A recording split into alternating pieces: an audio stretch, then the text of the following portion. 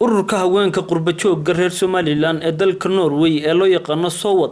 ayaa maanta deeq waxbarasho oo dhan 10 arday oo isugu jira 5 hablood iyo 5 wiil soo gaarsiiyay jaamacadda Timcadde ee magaalada Gabiley. 10kan arday ayaa baran doona fakalka caafimaadka isla markaana waxa kharashka ku baxaya bixin doona ururkaasi haweenka Norway ee Sowad. Ururkan Sowad oo maanta ay ka socdeen gudoomiyaha ururkaasi Marwa Fadhiya Cabdilaahi Sheekh Muuse iyo 4 xubnood oo ka tirsan gudida ururkaasi ayaa deeqdan waxbarasho waxay ku wareejeen maamulka jaamacadda Timcadde. kulanka lagu kala wareegay deeqda waxbarasho oo ka qabsoontay xafiiska maayirka degmada Gabiley waxaana goobjoog ka ahaa maamulka gobolka iyo kan degmada Gabiley la taliyaha madaxweynaha arrimaha siyaasadda Daawud Khayre Kaahin iyo waliba wariyaha caanka Axmed Xasan Cawke taliyaha qaybta booliska gobolka Gabiley gudoomiyaha waxbarashada xildhibaano ka tirsan golaha deegaanka degmada Gabiley Cuqaal Salaadiin iyo marti sharaf kale oo aad u tiro badan. waxaana ugu horeyn kulankani daafuray maayirka degmada Gabiley Shacayb Maxamed Muuse oo ugu mahadnaqay si kal iyo laaba kuna tilmaamay ururkan urur ay taariikhdu xusi doonto maadaama uu yiri ay u gargaareen dadka danyarta ah ee aan awoodi karin heer jaamacadeed. waxaan leenahay ku soo dhawaada Gabiley ku soo dhawaada magaaladiinii ku soo ma idigo wax leedin ogyahay abaal ay ku hayo waxaan maanta u sameeynaysan magaalada iyo gobolka gudoomiye waxa halkan la jooga ururka culus oo hablo ah Somaliland Women Association oo markii dhaweydeen Yurub tagay wadanka Norway fadhiya ay ka tahay gudoomiye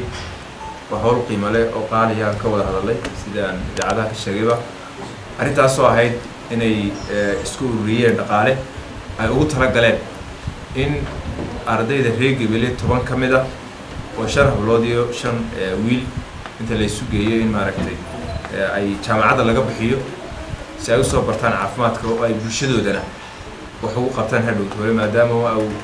wax kasta waa loo baahan yahay laakiin haddana baahiyaad ku sii kala jiraan oo caafimaadku waxyaabaha aad ugu baahanay weey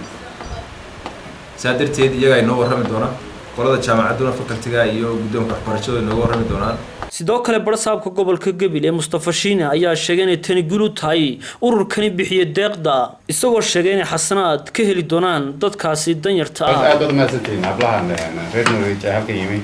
runtii wax wanaagsan baad wadaan oo dalkan dadkan anfacay waxbarashadana deewati ilaahay noo sheegay in ladina yaclamuuna walladina yaclamuun yani ma ismeen kuwiin wax garanay iyo kuwiin wax garanay ana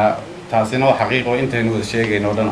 laba qof oo qofna wax garanay qofna aan wax garanay dad siman ma xaq ilaahayna kama sinna laga yaabo taqwadayna ku sameeyay laakiin kulliba laba qof siman ma aha waan arrin wanaagsan oo runtii aad ii farxad gelinaysa dadkoo dhan farxad gelinaysa in la arko hablo u soo istaagay in dadkooda danyarta wax baraan. sidoo kale la taliyaha madaxweynaha arrimaha siyaasadda Daawud Khayre Kaahin iyo wariyaha caanka Axmed Xasan Cawke oo kulanka ka hadlay ayaa tilmaamay ahmiyaddu ay waxbarashadu leedahay. waxa weeye waxbarashadu sidoo ugu sheegteen waa dal burburay iyadoo baa dhisi karta waxa weeye waxaynu u baahanahay dadkii dalka dhisi lahaa dhakhtaradii injineeradii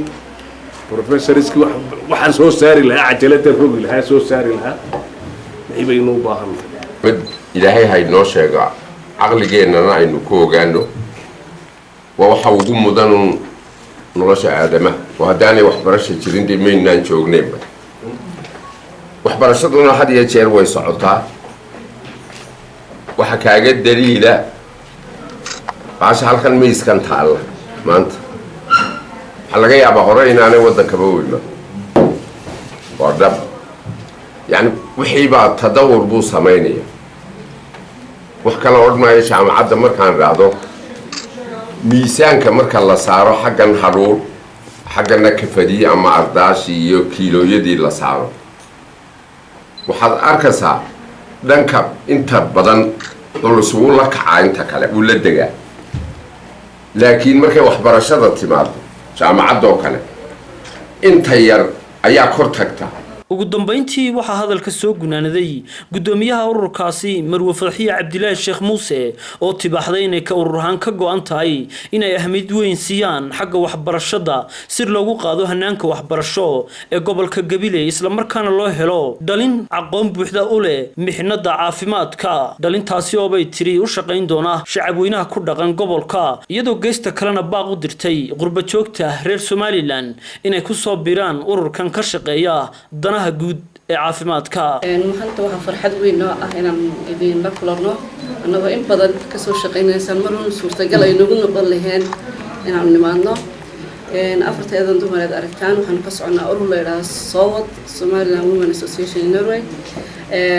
ururkaas oo aan muhiimada saaray bal inaan gobolka ka caawino xagga waxbarashada sababtuna ay tahay markaan eegno baahiyaha jira gobolka inaan laga maarsanayn in waxbarashada kor loo qaado sababaha kale ku dooranay waxay ahayd annagu background-keygii uu yahay waxbarashada arrimaha bulshada oo ka gaarnay heer master degree ah intayadu baan dawladda Norway xafiisyadeeda meel sare ka shaqeyno macallimiin qaarkood oo ay hogaamiyaan nahay waxbarashada ku takhasusay sababtaas keentay inaan bulshadii halkan joogtayna ballaan ka qayb qaadano sidaan horumarkeeda kor ugu qaadi lahayn marka waxaan sameynay barnaamij aanu ku bilownay 2012